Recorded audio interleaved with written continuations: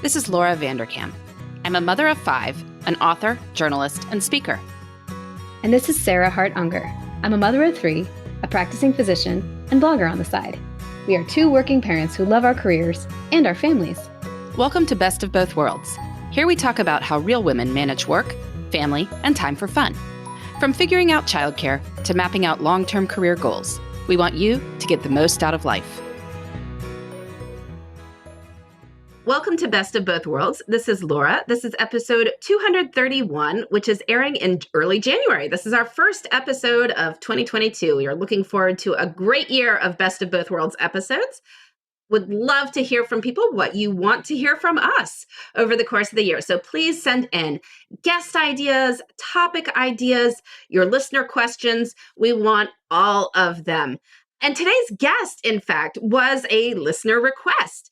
So Eve Rodsky is going to be joining me for a discussion of how to find your unicorn space. That's her new book about finding your unicorn space. She is also the author of Fair Play, which I know a lot of our listeners have read over the past few years. That's a discussion about how to equitably split both household labor and the mental load associated with it, turning it into a bit of a game. It was actually a Reese Witherspoon's book club selection. It was a New York Times bestseller. So I know we're all very excited about that. Just a quick listener note, this episode the interview portion contains a little bit of profanity. So if you're in a situation where you don't want to have that playing out loud, and car speakers with kids or at work, just giving you a heads up. It's a great interview though, so please stay tuned for that. So Sarah, do you have a unicorn space? Unicorn space is that wonderful creative place where you really feel attached to your own life, invested in your own life. You're doing something just because you love it. What is that for you?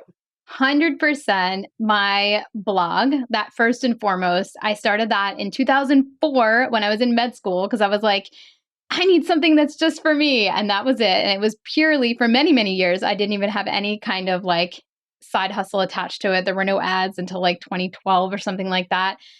I love writing there. And then as an extension of that has been this podcast and my other podcast. So all of these endeavors, which are all closely linked, are absolutely my unicorn spaces. It's where I feel like I can be myself and share and connect with others. And the time when I'm doing these activities goes so fast and it feels like it's just for me. So definitely all of that stuff. Yeah, in the interview, Eve actually declares this podcast must be my unicorn space. So I guess that's probably true. Several parts of my work. One question is would you do this on a nice desert island? And the answer is yes, of course. I'd write on my blog. I don't try to make any money from my blog, although it's all related, right? Because it builds the platform, which then people buy my books or listen to the podcasts or hire me to speak or things like that. So it's all part of the platform building. But yeah, I treat it as just my own expression. There's very little that is optimized about the blog. If I were attempting to make it more of a hot destination, I would definitely do it differently. But I use it more as, what I want to write about. And if people want to come read it, that would be great. But if they don't, I guess I'd probably still do it. Singing in a choir is possibly my unicorn space even more. Again, it would be a pure expression of it because that's not remunerative at all. That's just me making music, performing it with fellow singers, and enjoying learning difficult things. And I really feel invested in my own life when I am doing that and being a performer, a musician in a way that is something I've always loved doing. I feel like music and art are probably common ones. And my husband 100% would be the same as you. It's his guitar and his guitar learning. And he's in this weekly band situation. And I can tell it's fully fits the bill. So yeah, I feel like artistic endeavors have got to be it for a lot of people. Yeah. Well, and hopefully in the course of this new year, people listening to this in the new year, you can think about what your unicorn space might be, what you would like to challenge yourself to do that is solely for you, but is not just, there's things we do just for us, like watching Netflix, but is creative, that you see through to completion, and that you are willing to share with the community. So those are the 3 C's that Eve will talk about to really define that unicorn space of what just really makes us happiest. And of course, we talk a lot about fair play too, because I know that we have a lot of listeners who have read that book, and that's probably why she was requested, even though we're very excited about her new book as well. So with that, we'll go ahead and listen to Eve. Well, Sarah and I are so delighted to welcome Eve Rodsky to the program. So Eve, can you go ahead and introduce yourself to our listeners? Hi, Laura. My name is Eve Rodsky. I'm the New York Times bestselling author of a book called Fair Play and a new book out called Find Your Unicorn Space.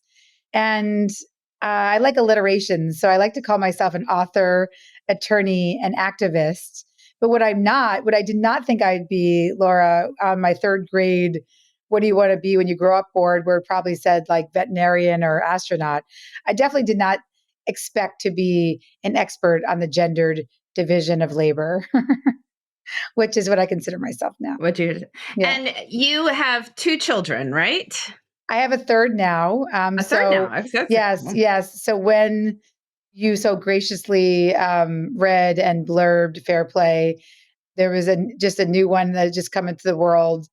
So now I have Zach, who is 13, Ben, who is 10, and Anna, who is 5, just turned 5. Wonderful. I have to keep my count straight. I can't remember how many I had. Right. Well, because I was like, Laura has 4 kids. I'm like, oh no, actually she has 5. She has I know, 5. exactly. Right. They just, well, I think they don't keep coming at this point, but 5 is good. 3 is wonderful. Yeah. So, many of our listeners are professional women, 2-income families, kids still at home. And so we're definitely going to talk about your new book on finding your unicorn space. But we want to start with Fair Play, because that's what a lot of our listeners are probably familiar with. So tell me what led you, as a lawyer or attorney, to keep our alliteration here, to create the Fair Play system. What was the genesis of that? Well, I think, Laura, they always say, right, research is me search. And so what happened to me 10 years ago, it's actually the anniversary, very close to the anniversary of what I like to now call my blueberries breakdown, or at least that's what my husband Seth calls it. Because 10 years ago, right after my second son, Ben, was born, Seth sent me a text that said, "I'm surprised you didn't get blueberries."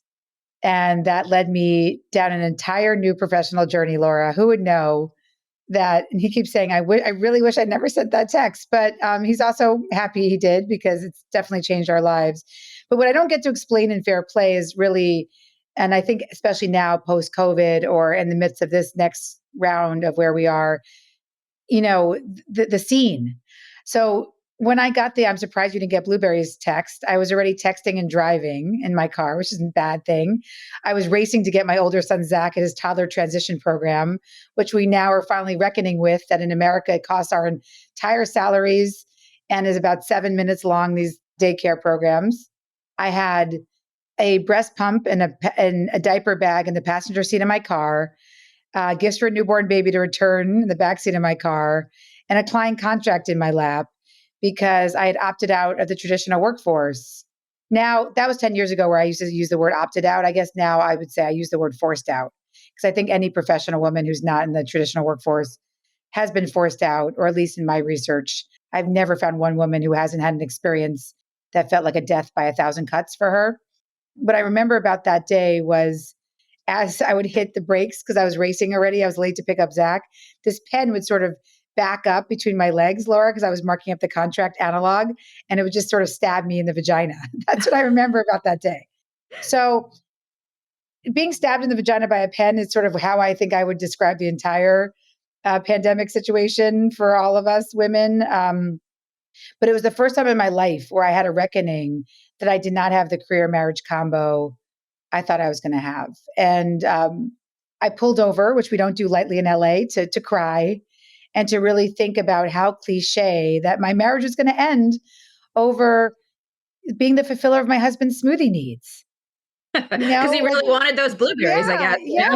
And it was your responsibility to procure them. It was my responsibility to procure them. And, I just kept thinking, I think the sad part was I thought I was so unique then. And I think that's why I decided to write Fair Play eventually, because as I start to research this issue and realize I'm not unique at all, And as C. Wright Mills, my favorite sociologist, says, private lives are public issues or public troubles. I think I realized back then, though, I'm the product of a single mother. I had vowed I would have an equal partner. I'm a Harvard trained mediator. I'm literally trained in difficult conversations. That's my specialty. And still, I found myself silently suffering, crying over the resentment and unfairness that I perceived was unique to my marriage. So you came up with this system. And one of the things that I think, obviously gender division of labor is not exactly a new topic. As you said, Right, you're not right. not the first person Yeah. perhaps to experience this. But you've turned it almost into a bit of a game, right? That you really think through your systems and what the work is in any household, and then set up, ownership of the different tasks. So can you describe that system a little bit for our listeners? Absolutely. So for me, Laura, as I started to understand that this was not just a me issue, that our time choice as women, which is where you and I intersect, while we may have more time, it's often chopped up into interruptions and little pieces and expectations and defaults. That's why I called myself the she fault, not because it just applies to hetero cisgender relationships or marriages, but because this is an issue that, 2/3 or more of what it takes to run a home and family fall on women. I mean, that is the statistic I was undeniably living that day, but I didn't even know.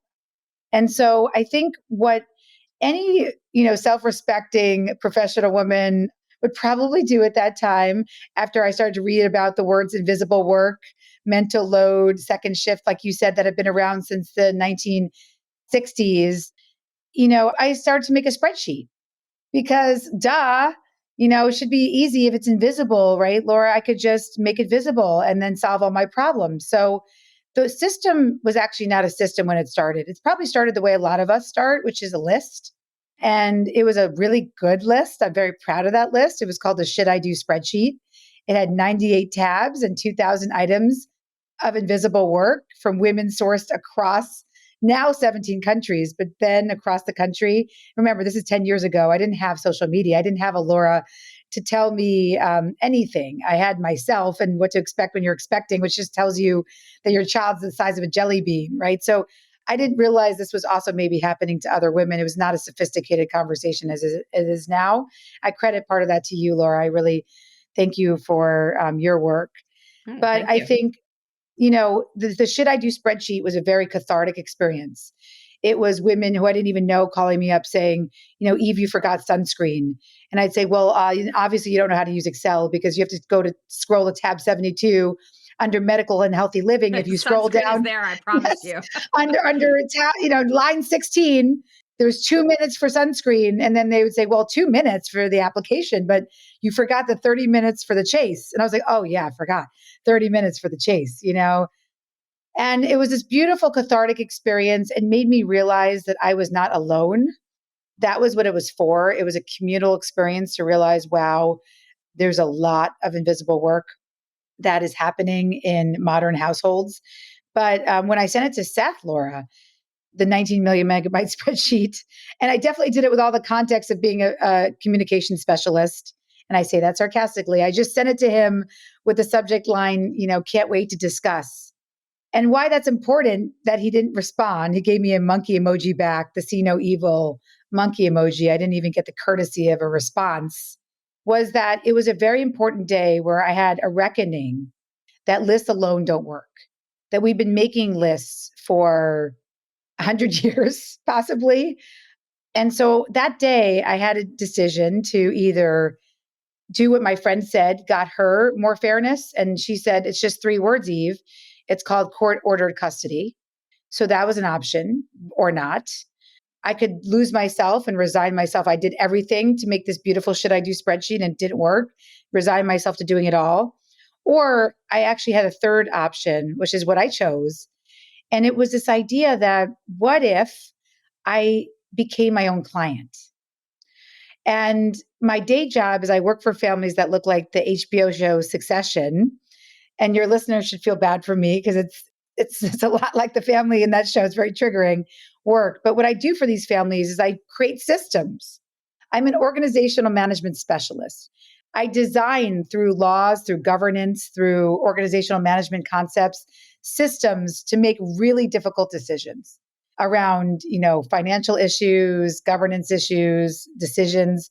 And so one day I said, you know what? I'm going to ask a very profound question. What if we treat our homes as our most important organizations?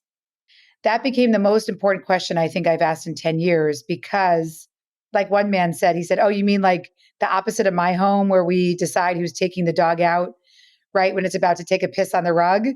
And I said, yes, whatever that is, the opposite of that. And then I started to understand that systems, the idea of systems in the home, even though we have 50 years of knowledge about how to create systems for organizations, none of us give the respect and rigor to our homes the way we do other organizations. Even my Aunt Marion's Mahjong group, Laura, has more clearly defined expectations than most homes. You don't bring snack twice to that group, you're out. And so the system, right? The system is based on this question: what if you treated your home as your most important organization? That sounds like a good idea. So we're going to take a quick break and be right back with Eve talking more about fair play. And then I promise we will get to it, unicorn spaces.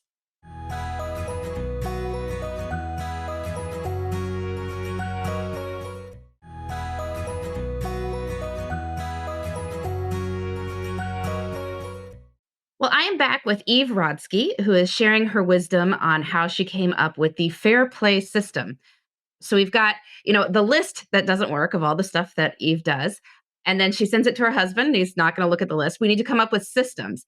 And one of the cool things about this was the idea of like complete ownership of a task. And I think that this is something that, like you said, your aunt has to bring the snack. Like she's going to bring it. She's going to think about what it is or coordinate with others. She's going to bring it. She's going to, dish it up. She's going to take it home afterwards. Correct. There's not this, lack of clarity about who is doing what with what.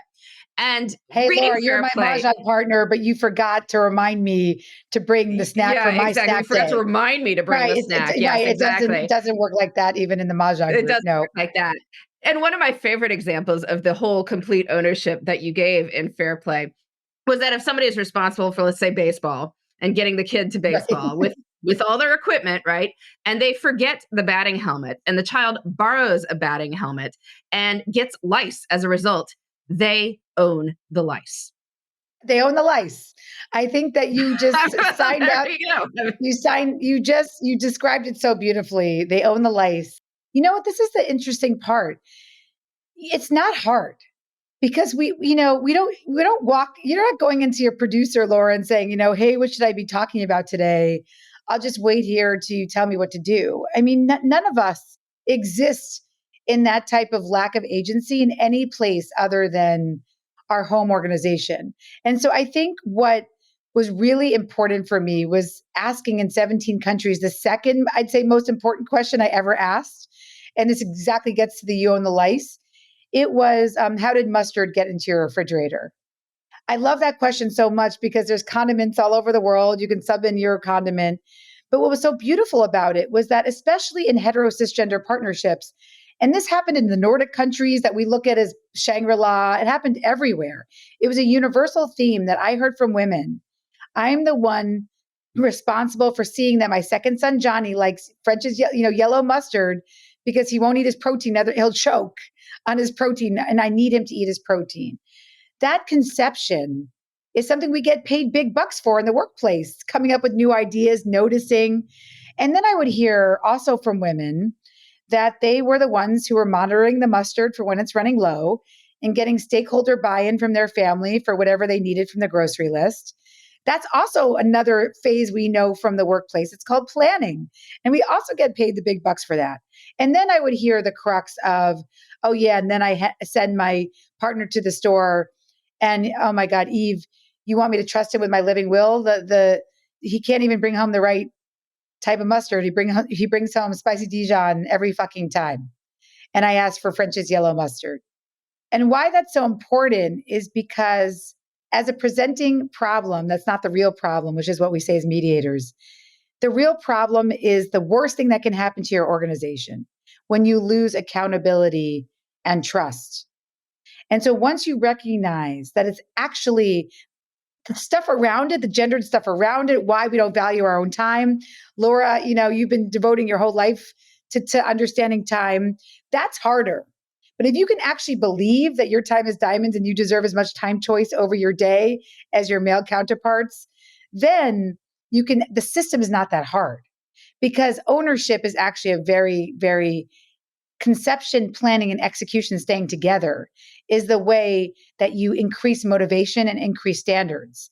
And that's really, it's not rocket science, but it is hard for people to hear, because it's definitely not the way they do it. We lose accountability and trust in most of our home organizations because we break up the cognitive labor, the conception and planning from the execution. Yeah.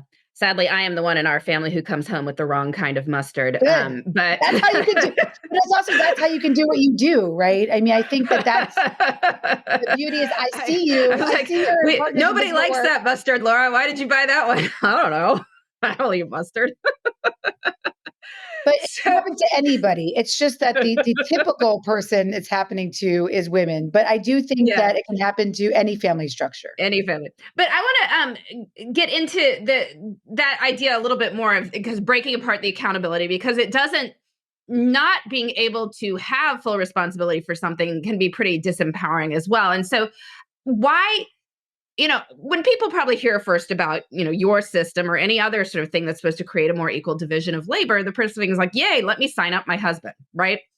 And it's usually the person who feels they have been doing Correct. more They're than their fair pressed. share, Yes, who yes. wants to sign up the person who has been doing less in any form of couple. But what's in it for the person who may have been doing less? I mean, why should they want to do, like, why should, your husband want to do anything other than send you a monkey emoji on this? Like, I mean, what's in it for them? Because as you know, with mediating anything, like, nobody's going to accept something where they feel like they just lose. So what's in it for them? Well, it's a great question. I think so. Now that I have probably the longest longitudinal study of unpaid labor, now going over 10 years and thousands of interviews, what I always heard from men, again, especially ones married to women, was, women, as we know, are feeling overwhelmed, burnt out. They just want to take shit off their plate. But men, the number one thing that men said that they hated about home life wasn't that they didn't want to do more. It was that when I tried to do more, I have no place to do that. In organizational management terms, if I was coming into your organization and I heard that, I'd call that a psychological safety issue where someone doesn't know their role. And so I almost think it's actually why fair play became a love letter to men was I actually think it's worse. Having control and overwhelm is horrible, but I almost think it's worse to come in with no psychological safety into a place, your home organization, where you think you're supposed to be a part and not know where and when to pick up which mantle. And so I'll just tell you a 1 minute story actually from the horse's mouth from this man, Richard, who recounted the story of his life post fair play, where, in a system, Laura, as you know, but your listeners who may be less familiar with systems, although they know it from their workplaces, a system is that so you don't have decision fatigue. So again, so you're not deciding who's taking the dog out every single time right before it's about to take a piss on the rug. You want to customize your defaults so that you can say, oh, garbage, I never have to think about it, right? That's the ownership mindset is how you lighten your mental load. But this man, Richard, understood, and Amy, that part of fair play is understanding that building your deck together, right? Understanding what you want to do with your time, again, which intersects with your work, Laura, is a very important part of that onboarding. Going to who does what with the fair play system, which is a metaphor of 100 cards, is just a list. So what makes a system? A system is buy-in, collective buy-in, going through your deck together to say, do we care about school service? Actually, no, none of us are going to volunteer this year. We are done with that. Burning that card. What about watching the kids? Well, yeah, I have a 5-year-old. So sadly, she still adjusts shit if I don't watch her. So I have to keep that card in my deck. Packing and unpacking backpacks. Well, I'd like to get my kids to do that for themselves, but someone has to oversee that, right? So you start to have these conversations about what you want in your deck. So Richard and Amy decide to keep magical beings in their deck because they told me had a great conversation about loving the tooth fairy growing up and Santa, and Amy's Irish. So there's even something called like Lucky Leprechaun, I think it's called, or some leprechaun. And Richard says, I will hold that card, right, with full ownership. So as you can imagine, the first time their second daughter loses, this her second tooth, second daughter, second tooth, the tooth fairy doesn't come. So back to accountability and trust. What Amy said she would have done before fair play is use her verbal assassin communication to say, you've lost trust in me. You've ruined our child's life. There's no magic that will ever come back in her life, and eviscerated him for the mistake. And then Richard told me he would have blamed Amy for not reminding him to carry through and to put the dollar under the pillow. After fair play, what Richard tells me is that he feels empowered to carry through his mistake, back to the own the lice. He emails toothfairy@gmail.com, and creepily he gets a response that he prints out for his daughter that says, sorry, I'm backloaded on teeth. I'm going to come tonight. He prints it out and says, oh, wow, look, the tooth fairy's been backloaded on teeth and now she's coming tonight. And guess what? When she's late, she brings double the money. And it's interest, an early lesson in late fees. Late fees. And I don't know, there was something so empowering about that story. It's such a small story. I have a million other stories that are bigger that can tell you about sort of household transformation. But that's a recent story that it feels very powerful to me because it's so small. You can start where you are, but you can see the difference in the dynamic of how that couple is looking at each other in terms of accountability and trust. And that's what's in it for men. I love that magical beings is a card. Yes. Because it is, of course, something that one needs to think of. And there's all sorts of magical beings, it turns out. Some like the leprechaun I didn't even know of. So there you go. Yeah. So this brings us to the topic of time, because of course, one of the upsides of, having systems is it frees up mental space, it frees up time. When you share ownership of the different tasks, that also frees up more of our time. So you feel less overwhelmed. And some of that we can use for what you are now calling unicorn time, unicorn space in your life. So Eve, what is this unicorn? Not really the creature, but when we refer to our lives, speaking of these magical beings. Well, yes, exactly. I love magical beings. And the idea, Laura, right, that we can have sustained attention for things that we love as women, not our time interrupted every 3 minutes and 42 seconds like it was during one Time Journal study in the pandemic, is still highly subversive. And the idea that we have the space to dream, to ideate, to tinker, to do things that make us fundamentally who we are, those active pursuits often get devalued the way women's time gets devalued, the way anything women does, gets devalued. I mean, look, we call breastfeeding free in this country when it's really a full-time job of 1,800 hours a year. So why I called it unicorn space is because, of course, I want women to have the space to dream, the space to believe that they can devote time to the things that they love. But like the mythical equine, right? Like the unicorn, it doesn't fucking exist. It doesn't exist until we claim it. We put those fundamental boundaries around our time. And too many women were saying to me that they did not believe they had a permission to be unavailable from their roles as parents, partners, and or professionals. And if they felt unavailable, Laura, it was maybe to get a manicure. It was maybe to do some commodified wellness that society allows for us to do. Maybe a quick run in the park. But this is something completely different. This is not self-care. This is not friendships, which are important. The true antidote to burnout, in what I've seen now in my happiness and identity research, is being interested in your own life. And I ask everybody out there, what is your unicorn space? For Laura, I'm going to put words in your mouth and say, I believe your work is probably your unicorn space, or at least one of them, this podcast, because you have the 3 C's of what the second book found in Creative Women, which was a curiosity to understand something differently, which you did. And you were revolutionary in your TED Talk. The connection, the ability to share it with the world, which is really scary, but you took that step. And then the most important thing is the completion, right? That even if you're on a podcast, you don't like the way your guests are speaking or you ask the wrong questions, you still edit it and get it out there. And those three things of curiosity plus connection plus completion were the antidote to burnout. That was connected and associated with people who were self-reported that they were able to thrive during the pandemic. And it's not just about economic privilege. It's actually the opposite. The people who have more economic privilege get more obsessed with defining success in extrinsic milestones, and they really can lose their intrinsically motivated values in a way that people who didn't identify as the 1% were able to tell me that creative capital was important to them. The higher we get up on that success rung, the more I saw that we were losing our fundamental values and identity.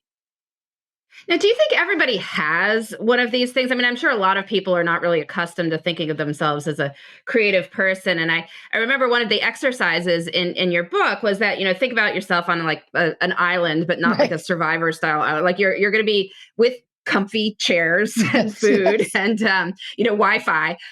But if you were off there by yourself for, a month or two, like what would you do? And I suspect some amount of people would be like, well, I wouldn't write a novel. I'd like, watch streaming TV for the whole time.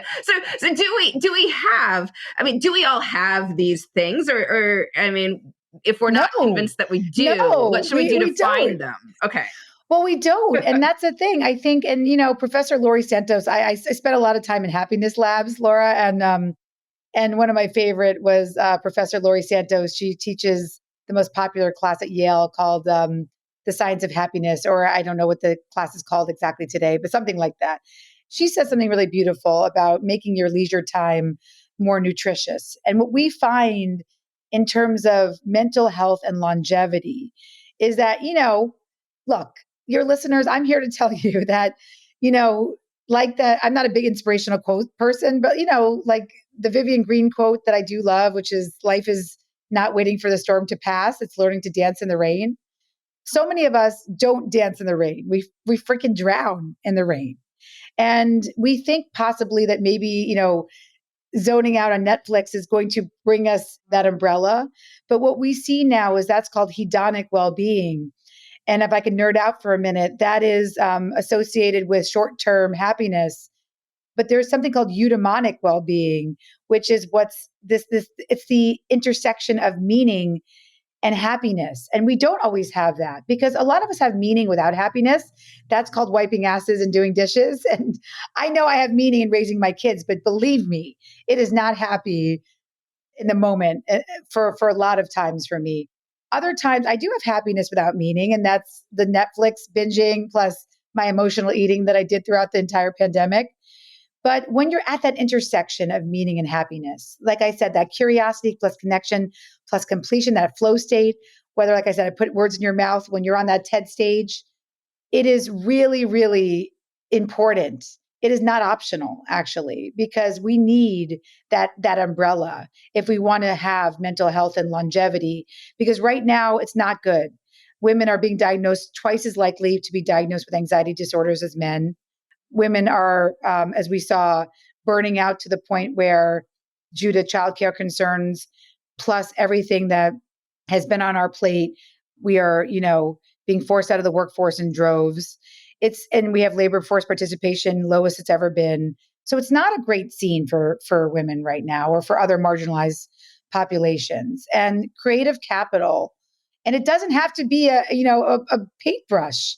It could be what Laura did. Like I said, on the TED Talk, one person said to me on the desert island that they would cross-pollinate mangoes and pineapples and make a mangapple because they were interested in horticulture. I don't care what it is, but in being interested in your own life is something I can't tell you what it is, but I can tell you how to find it, or at least how other people find it.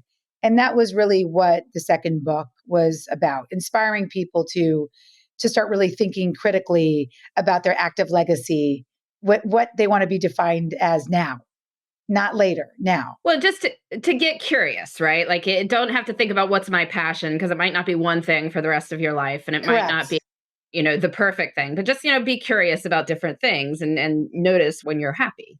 That's it. You're good. That's like all about the lice. I think you did a beautiful job there. It's literally that's it. Summing it up. Summing up. You're a great summarizer. Curious and then feeling the clues. I think what was so interesting to me was probably the most interesting finding to me was that happiness, the pursuit of happiness makes you more sad. Because the idea that I'm going to be happy, right? I'm going to gratitude journal myself to death, right? It doesn't work that way. Happiness has a place in our society, but what we're finding now is that it works best as a clue. Your feelings are clues. And Robin Arzon talks about this beautifully because she's a highly creative Peloton instructor. She creates these beautiful classes and uses great music. And she used to be an attorney and she moved to this fitness world. And she talked about how for her, the clue wasn't only happiness because she loved it when she was in teaching classes, but it was jealousy was her clue. That she was very jealous when she talked to her friends who were doing things other than being a lawyer, and listening to that jealousy was important for her as well. So feelings are our clues. And I hate the word passion because you know what? When I'm drowning in invisible labor and, people are calling me Zach's mom. And I don't even have a name anymore. And I have sand in my thong because I've been crawling through a freaking sandbox with my kid. What are you passionate about? I feel like I'm going to give someone the finger, if someone asks me that. But I do think the idea of what this book explores, which is values-based curiosity. Because as one person said to me, well, I am curious about scrolling my friend's Venmo transactions.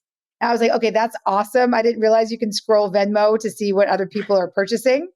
Apparently you can. And I've been doing it lately because she showed me how. And I was like, whoa, this is really weird. My friends like dog, they apparently have a lot of dogs because there's a lot of dogs sitting on there. But that not that type of curiosity, really curiosity that aligns with your values. And our values change. And so that's why I encourage people, and I have some exercises to really re-examine and understand your values now.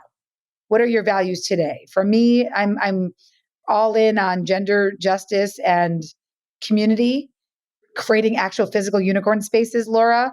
But a value that's very Jewish that I had in my life for a long time was obligation. And I said, you know what? I'm sort of done with obligation for a while. I'm sick of being obliged to wipe those asses and do those dishes. And I want to find a new way. So I retired a value, obligation, and I brought two more values to the forefront. And so it's a lot of understanding yourself, but really doing it with some compassion.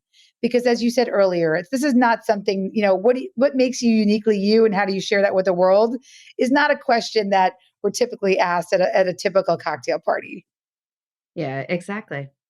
Well, so this has been great. We've been hearing all about, how to achieve fair play and how to figure out what we're going to do in our unicorn space, the things that make us feel connected to our own life, the things we want to have as our legacy of how we enjoyed life, which is a great way to, get this to our question we always ask at the end of our episodes, which is about our love of the week, something that you are really loving right now. And this may not be a pure unicorn space thing because I'm doing it with my kids, but I actually really do like it, which is building complicated Lego structures. I love it. That's a flow state activity. I love it. This is going to air in early January, but we're recording this in December. So we've been doing various Legos Christmas sets. I love it. My 10-year-old and 12-year-old and I did a Santa's Visit house. I think we're going to go buy the one at Target. That's the elf clubhouse because that looks really cool too. But it's, just something that's very fun and, you kind of really get into it. And it's semi-creative. I mean, you're making this thing that didn't exist before. And so I've really been enjoying the Lego Christmas sets. Oh my, I love you, that Eve? so much. For me, I would say part of my unicorn space, which is to inspire other women in their unicorn space. My love of the week is been 3 or 4 different women that I've got to watch just through social media that have been sharing their unbelievable unicorn spaces with me. One of them, I will shout out my friend who's a confectionery roboticist, and her name is Abigail. And so she was sharing some of her holiday creations with me. She makes like movable gingerbread houses. And so same thing, very holiday for me, but I can't make a movable gingerbread house, but I have been inspired to bake again. It's one of my favorite things to do. And also dance. Dance has come back in my life. I got to see West Side Story this week. A few of my friends are involved in that production. And so just pulling up Jerome Robbins and trying to learn a couple of sort of, dance moves and sort of going back into Latin dance. I used to love salsa and tango. So this week I've sort of been down a rabbit hole, inspired by Latin dance and gingerbread house baking. And can you combine those It's a two? great combination. Yeah, I was like, can I? What can I do with these two things? Exactly. It's like a board game, and you have like two disparate cards, like come up with a story of them together. Well, it's so funny you just said that because I'm sending you that actually. I actually created a remix game which does that, which has, it's a Cards Against Humanity where there are 50 cards. You're getting one in the mail in your influencer box, but it's a really fun Cards Against Humanity that I would ask you to play with your kids, where you remix. My friend's card was art, and then I had axe throwing. She's been really angry about what's happening with reproductive rights. So I said to her, why don't you start creating some rage art? And so she's taking my idea of doing some protest art, and then we're going to go to one of those axe throwing places, Laura, and literally make art by throwing hatchets at her art, rage art. So who knows? Who knows what your remix will be? You can be a roboticist who combines it with confections as Abigail, but thinking about curiosities of what you could do, even, even if it's just 5 minutes a day, bring a spiritual friend along, bring a, accountability partner with you to some of these, share your curiosities with the world, because you never know where it's going to lead you. You just don't. You never know. Well, this has been great. So Eve Rodsky, again, is the author of Find Your Unicorn Space, which is a brand new book. She's also the author of Fair Play, which has been out for a few years, but definitely worth checking out as well. Eve, where can our listeners find you? Yes, everything related to these themes are on Fair Play Life. We definitely are most active on Instagram, but sort of the darker, angrier version of all that is at Eve Rodsky. more of the rage, the Instagram side and the dark angry side. Yeah, the dark angry side is my personal Instagram. You can find me there. That's sort of the rage side of the rage art, and more of the art side is on the Fair Play Life Instagram handle. But we answer DMs. We'd love for you to share with the world what you love to do. Like I said, my love of the week was seeing women in their full power, whether it was crocheting Harry Potter dolls, making their robotic cakes. Another woman showed me her, she won a ribbon in dressage, which I didn't really understand. That's, I guess, apparently some version of, I won't even say it, but you'll know out there what it means. I didn't know dressage. So I'm from the Lower East Side of Manhattan. Right? Yeah, we didn't have any horses didn't have the fancy horses there. Yes. We had power plants and methadone clinics. We did not have horses. No. All right. Well, Eve, thank you so much for joining us. Thanks, Laura. So good to be here. Well, that was an awesome interview. Great to hear from Eve Rodsky. She is such a character, and I always love listening to her. So our question this week is from a listener who has a very related question to Unicorn Space, which is, how do you let go of guilt when you go to pursue your own activities sometimes? So I think we have slightly different feelings here, Sarah. So why don't you go ahead and talk about yours? Yeah, I would love to say, I don't have any guilt. I don't feel like I have tons of guilt, but I still don't feel like this is a non-issue or a non-challenge. I do think that looking at my week as a whole always helps. This week, I had a couple of nights where I had late commitments. I had a work meeting one night, and then we had our Patreon meetup, which was really fun the other night. And both of those times, our nanny put the kids to bed one night, my husband did the other. And I definitely was the guilt was seeping in a little bit. But zooming out and thinking about the whole 168 hours and being like, okay, well, that's 2 out of 7, and I'm probably doing bedtime the other 5, that definitely really, really helps. So just having a more holistic perspective and not focusing on the one Wednesday or whatever when I actually have something that's for myself. I also, it's a little cliche, but I am a better person when I do things for myself. So if I want to be, able to be nice and calm with my children, rather than, a tired, reactive, mean mom, then I need to sometimes serve my own needs. So sometimes, I sometimes find that line of thinking a little bit martyristic, like, oh, I can only enjoy myself so that I can be a better mom. Like, I don't love that trope. But at the same time, like, I'm a human. I need to take care of myself. And so, like, if workouts help me to stay sane, it is going to benefit everyone else. So I can just appreciate that as a necessary part of self-care. Yeah. I am a human. You are a human. All of our listeners are humans. And as such, we have our own interests. Like, that's because we are human. We are not defined solely in our relationship to other people, whether that be our family members or our work for that matter. That is not the sum total of who you are. And so it's fine to have an extra space for that. Yeah, I don't know. I don't feel guilt. I mean, partly because I do have that 168-hour perspective, and it is just so imprinted on my brain that I know if I take one night to go do choir practice, I am probably the one doing bedtime the other 6 nights. And heck, I probably am doing bedtime when I come home from choir practice because like the kids have somehow not wound up in bed. And so, I mean, this is just the reality. Even if I do another night, I mean, it's rarely more than 2 nights a week that I'm gone. And so then, yes, the other 5 are all on me. And if that's the case, then I don't think I need to be stressed out about the 2. Yeah, just like I know I do a ton of stuff for my family. Like I can see it on my time logs. I can see it just in the reality of life. Like somebody was wrapping the Christmas presents. We're airing this in early January, but we recorded in December. I spent like 3 hours yesterday wrapping Christmas presents. Like somebody did that. I wonder who. Anyway, so the kids have their activities and I have mine. And that's pretty much how it goes. I love it. It's inspiring. Let's hope. All right. Well, this has been Best of Both Worlds. I was interviewing Eve Rodsky, who's the author of the brand new book, Find Your Unicorn Space, and also the author of Fair Play, which is about how to achieve a fair split of the mental load that comes with running a household. We will be back next week with more on making work and life fit together.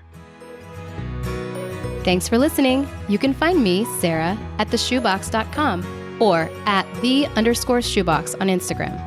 And you can find me, Laura, at lauravanderkam.com. This has been the Best of Both Worlds podcast. Please join us next time for more on making work and life work together.